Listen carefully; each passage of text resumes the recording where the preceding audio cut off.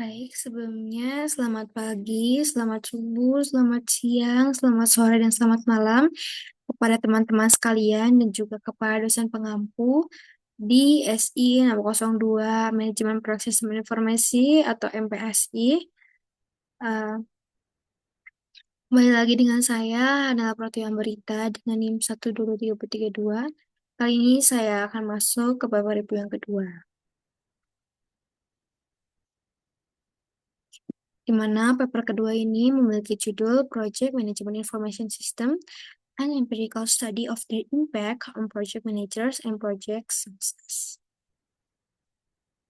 Nah, sebelum masuk ke topik-topik selanjutnya nih, membahas dan kupas tuntas mengenai adanya paper ini, di sini saya akan memberitahukan terlebih dahulu mengenai penelitinya.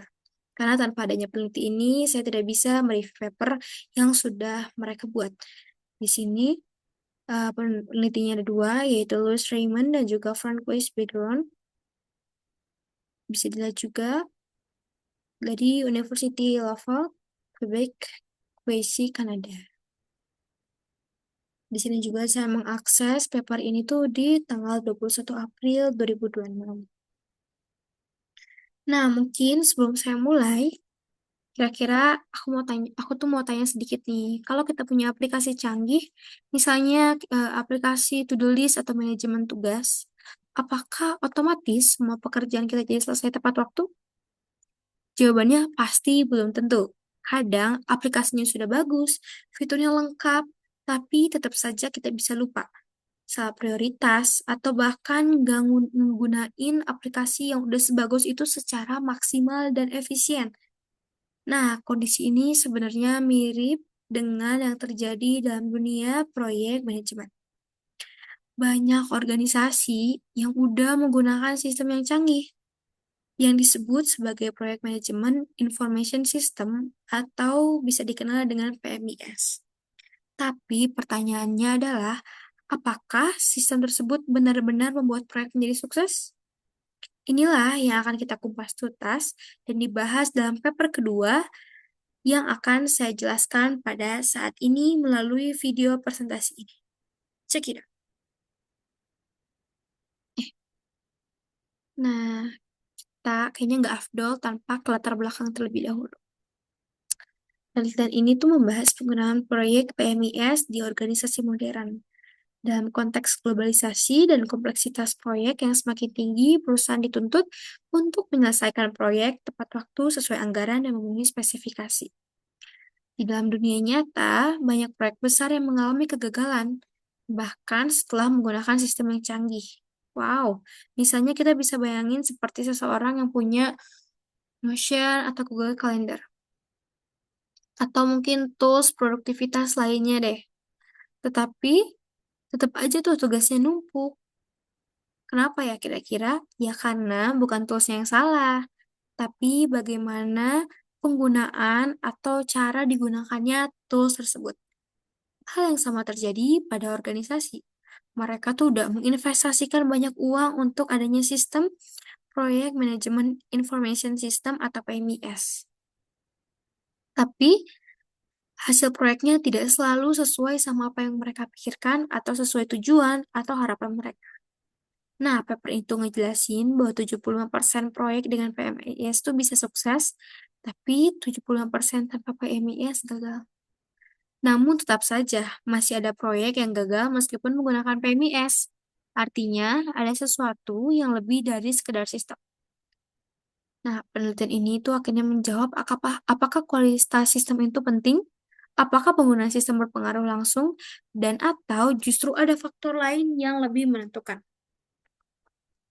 Sebelum kita masuk ke modelnya atau penelitiannya, di sini tuh saya menemukan research gap-nya. Di mana apakah PMIS ini benar-benar meningkatkan kinerja proyek manajer? Dan yang kedua, apakah PMIS ini berdampak langsung terhadap keberhasilan proyek? Sebagai contoh nyata, banyak proyek besar mengalami kegagalan meskipun menggunakan sistem, seperti pembengkakan biaya proyek besar hingga ratusan persen. Sangat rugi banget kan kalau kayak gitu? Yang akhirnya hal itu nunjukin kalau penggunaan sistem saja belum tentu menjamin 100% adanya keberhasilan sebuah proyek. Oke, kita ke next. Nah, teman-teman semua di sini ada tujuan dan modelnya juga, di mana untuk tujuannya itu mengukur kualitas PMIS, menganalisis pengaruhnya terhadap penggunaan sistem, dan menilai dampaknya terhadap proyek manajer. Dilanjut ke menguji kontribusinya terhadap kesuksesan proyek. Dan terdapat juga model penelitiannya nih, atau kerangka teori, di mana penelitian itu menggunakan model gabungan dari IS, Success Model, Dillon and McLean, dan yang kedua teknologi Acceptance Model atau TAM. Dan model ini juga mempunyai 5 variabel utama, yaitu PMS Quality, Information Quality, PMS Use, Impact on Project Manager, Impact on Project Success. Nah, hubungan antar variabel itu diuji melalui 6 hipotesis, dengan hipotesis yang pertama sampai hipotesis 6 ditandai dengan H1 sampai H6. Nah, mungkin belum banyak orang yang belum mengetahui tentang PMS quality atau variabel lainnya yang baru saja saya sebutkan. Untuk lebih mudahnya, saya akan menganalogikannya atau mengibaratkannya. Nah, PMS quality itu seperti kualitas dari sebuah aplikasi. Sedangkan untuk information quality ini seperti informasi yang kita dapat dari sebuah aplikasi. Kemudian untuk use, itu tuh seberapa sering sih kita pakai aplikasinya. Dan impact, itu seberapa membantu kita. Dan yang kelima, yaitu sukses itu hasil atau output dari akhirnya. Jadi alurnya, kita punya aplikasi bagus nih, terus menghasilkan informasi yang baik, kita pakai, membantu kita, baru akhirnya hasilnya kita bagus atau tidak, ditentukan deh. Apakah efektif, apakah efisien. Kalau salah satu tahap itu tidak optimal, hasilnya akhirnya juga nggak maksimal. Jadi semuanya harus balance nih. Oke, kita masuk ke metodologi penelitiannya. Tapi sebelum itu, aku akan memberikan sebuah gambaran model yang saya dapatkan dari adanya paper ini, di mana yang pertama ini ada eh, yang beradaptasi dari Raymond. Di sini bisa dilihat. Di sini ada proyek life cycle-nya juga dari object system. Di sini ada proyek data, ke PMIS, proyek decision system. Terus berlanjut ke decision planning, organizing, controlling, monitoring. Ini termasuk keempat sebuah hal yang penting diketahui ya tentang planning, organizing, control, dan monitoring dalam manajemen sistem atau proyek manajemen sistem. Terus di sisi yang sebelah ada evaluating dan reporting. Tapi dalam adanya proyek manajemen information system juga sebelumnya ada environmental atau organizational data, dilanjut ke PMIS, dan ada top management atau customer information atau client information. Lalu selanjutnya itu ada model yang kedua, ini tuh proyek manajemen IS sukses. Di sini bisa dilihat dimulai dari PMIS quality, dilanjut ke PMIS information quality. Lalu ada H2 juga. Di H2 itu ada PMS use, dan H2B-nya itu ada impacts on project manager. Dari PMIS ini juga bisa ke PMS use, yaitu H3A dan H3B-nya impacts on project manager. Tentunya semuanya memiliki fokus atau tujuan yang sama, yaitu sukses dari proyeknya. Oke, kita lanjut ke metodologi penelitiannya.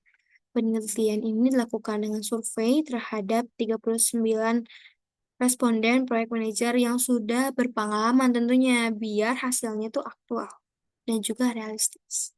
Dan sebagian besar itu karakteristik respondennya itu, mohon maaf, bentar.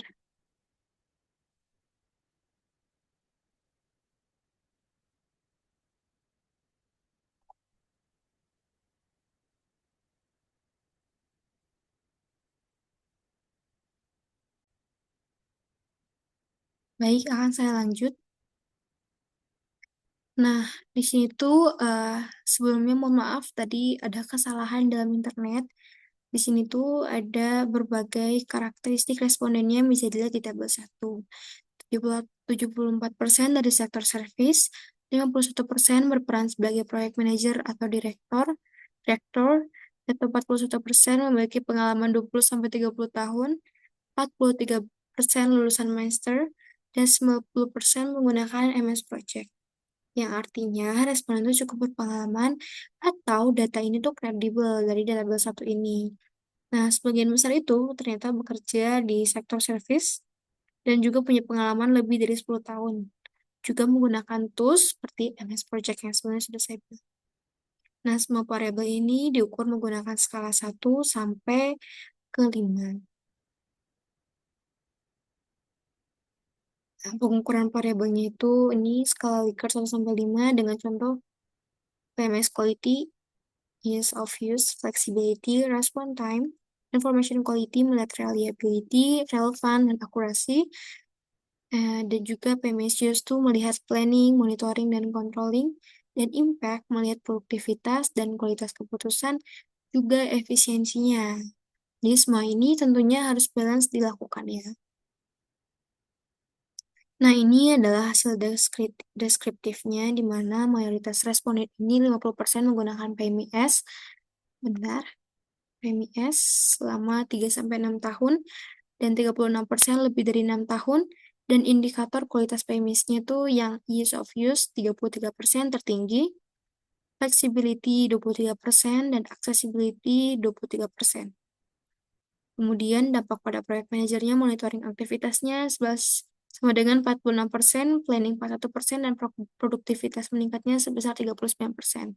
Dan dampak pada proyek suksesnya tuh meeting deadlines-nya jadi 59% atau tertinggi, respecting budget-nya 41%, dan meeting specification-nya 10%.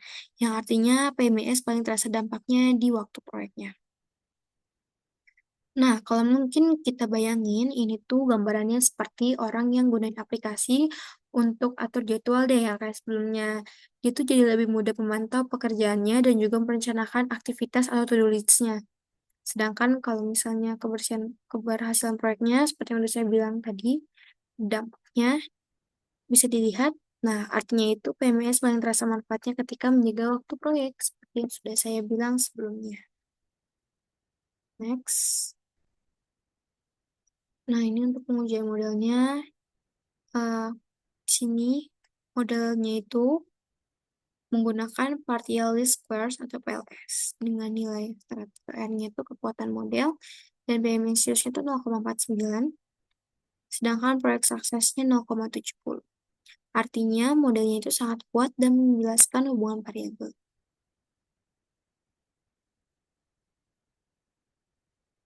Ini mungkin bisa dilihat di sininya. Di sini ada signifikan koefisiennya. Di sini juga N-nya sama dengan 39 ya teman-teman semuanya.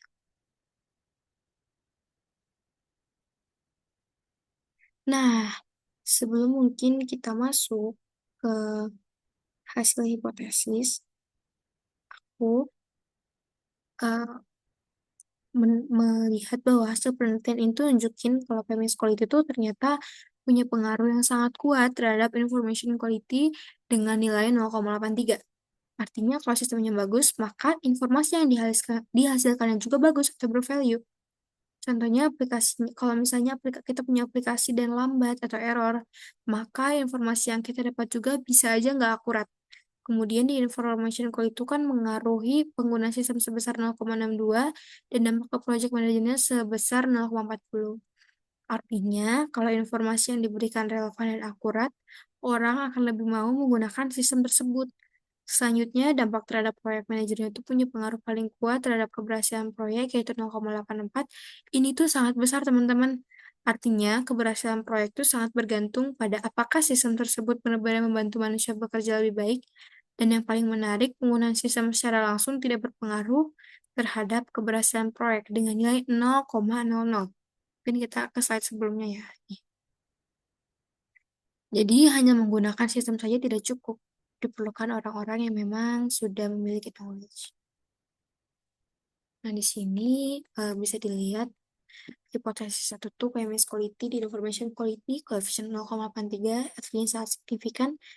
Sistem yang bagus menghasilkan informasi berkualitas tinggi, H2 PMS quality. Use-nya 0,09 tidak signifikan, tidak signifikan dan PMS quality impact-nya 0,20 yang tidak signifikan juga. Tapi ada efek tidak langsung di mana 0,5 dikali 0,62 ke penggunaan dan dikali 0,40 di ke impact. Dan kualitas sistemnya bisa diartikan tidak langsung berpengaruh. Hipotesis ketiga yaitu information quality dengan use 0,62 artinya signifikan dan information quality impact 0,40 yang artinya signifikan. Nah, informasi berkualitas ini membuat sistem lebih digunakan dan juga berdampak. Kita masuk ke hipotesis yang lain.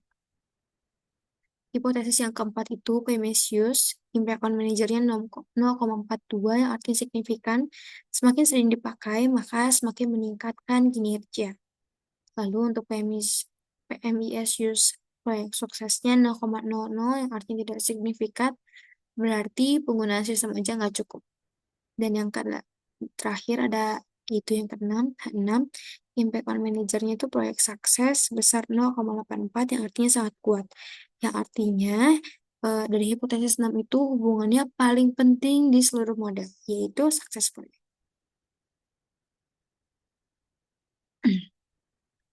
Nah, interpretasinya, hasil penelitian tuh nunjukin bahwa PMIS nggak langsung mempengaruhi keberhasilan proyek, melainkan lewat alur PMIS quality, information quality, use, impact, dan proyek sukses. Faktor kunci sebenarnya adalah kualitas informasi dan juga dampak ke proyek manajernya. Nah, kalau kita tarik ke kehidupan sehari-hari, kita bisa punya aplikasi belajar terbaik atau ya aplikasi lainnya. Kalau kita tidak benar-benar memahami materi, hasilnya tetap aja tidak maksimal. Begitu juga di sini, PMS itu seperti alat bantu yang nentuin hasil tetap manusia, jadi tidak mengganti peran manusia. Jadi fokusnya bukan apakah kita punya sistem, tetapi apakah sistem itu benar-benar membantu kita bekerja lebih baik. Ingat ya, bukan menggantikan, tetapi membantu. Nah, mungkin setelah interpretasi, kita lanjut ke kesimpulannya.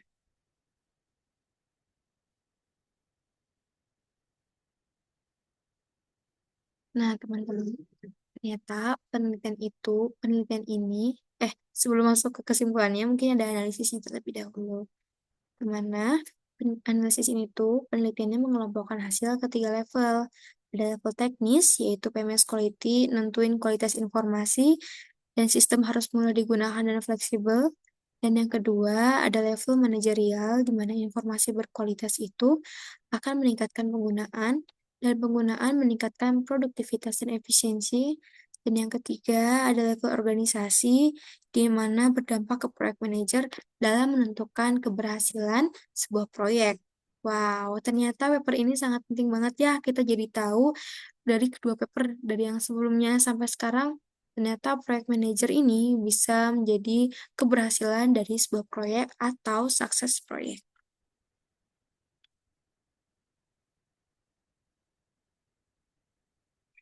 Nah, kita akan masuk kesimpulan di mana penelitian ini tuh menyimpulkan kalau proyek manajer information system atau PMIS punya kontribusi terhadap keberhasilan proyek. Tetapi pengaruh tersebut tidak bersifat langsung dan hasil analisis juga nunjukin kalau kualitas PMIS berpengaruh signifikannya terhadap kualitas informasi yang dihasilkan, yaitu di koefisien 0,83. Dan kualitas informasi tersebut juga selanjutnya memengaruhi penggunaan sistem, yaitu di angka 0,62, serta dampaknya terhadap kinerja proyek manajer di 0,40. Dampak terhadap proyek manajer inilah yang mempunyai pengaruh paling kuat terhadap keberhasilan proyek. Dengan nilai koefisien sebesar 0,84, dan juga sebaliknya, penggunaan PMIS secara langsung tidak terbukti berpengaruh besar, sama sekali tidak berpengaruh malah terhadap keberhasilan proyek, yaitu sebesar 0,00. Dan dengan demikian bisa disimpulkan kalau keberhasilan proyek lebih ditentukan oleh bagaimana PMIS meningkatkan efektivitas dan produktivitas proyek manajer. Bukan sekedar dari keberadaan atau tingkat penggunaan sistem itu sendiri. Nah, dari sini ketahuan banget kan akhirnya dari kesimpulan kalau ternyata sangat penting sekali untuk memang menggunakan sebuah sistem. Tetapi dia sampai penggunaan sistem aja, tapi juga gara-gara memang beberapa orang seperti koordinasi-koordinasi antar tim itu juga sangat penting sekali. Karena anggapannya ketika kita ingin memakai sistem, tetapi orang-orangnya tidak bisa berkoordinasi dengan baik dalam penggunaan sistemnya deh. Sama aja hasilnya tidak akan sesuai dan tidak ada proyek sukses yang ada di dalam lingkup proyek manajemen ini atau proyek manager. Sehingga adanya peran proyek manager itu untuk membuat uh, sebuah jembatan antara klien vendor atau bahkan koordinasi antar tim atau divisinya. Sehingga perlu diingat lagi dan lagi bahwa PMIS itu membantu, bukan menggantikan peran dalam suatu tim. Nah, tentunya saya juga mempunyai insight dari adanya paper kedua ini yang akan saya berikan secara lisan, di mana eh, dari penelitian itu bahwa teknologi itu tidak bisa berdiri sendiri. Banyak organisasi fokus membeli sistem mahal, tapi lupa untuk memastikan apakah sistem tersebut benar-benar digunakan dengan baik oleh koordinasi timnya atau tidak. Padahal kunci utamanya balik lagi dan lagi adalah manusia. Sistem yang sederhana tapi digunakan dengan baik akan lebih efektif daripada atau dibandingkan dengan sistem yang canggih yang tidak dimanfaatkan secara optimal. Kalau misalnya seperti itu kan anggapannya jadi buang-buang uang. Jadi diperlukan sebuah efektivitas yang baik. Maaf. Jadi kalau kita simpulkan dalam satu kalimat, bukan sistem yang membuat proyek berhasil, tetapi bagaimana manusia memanfaatkan sistem tersebut yang nantinya menentukan hasil akhirnya atau proyek sukses. Dan mungkin ini juga bisa kita refleksikan di kehidupan kita sendiri. Kita semua punya tools, punya handphone, punya smartphone, punya teknologi, bisa akses AI, bisa akses informasi, bisa searching, dan lain sebagainya. Tapi yang membedakan hasil kita bukan apa yang kita punya, melainkan bagaimana kita menggunakannya. Demikian mungkin pembahasan paper kedua saya. Sekali lagi saya ucapkan terima kasih banyak kepada Pak Tamsir atas penugasan paper review ini yang jadi insightful sekali bagi saya sendiri. Demikian pembahasannya. Mohon maaf jika ada kesalahan kata atau kekeliruan yang saya sampaikan. Terima kasih dan sampai bertemu di lain kesempatan.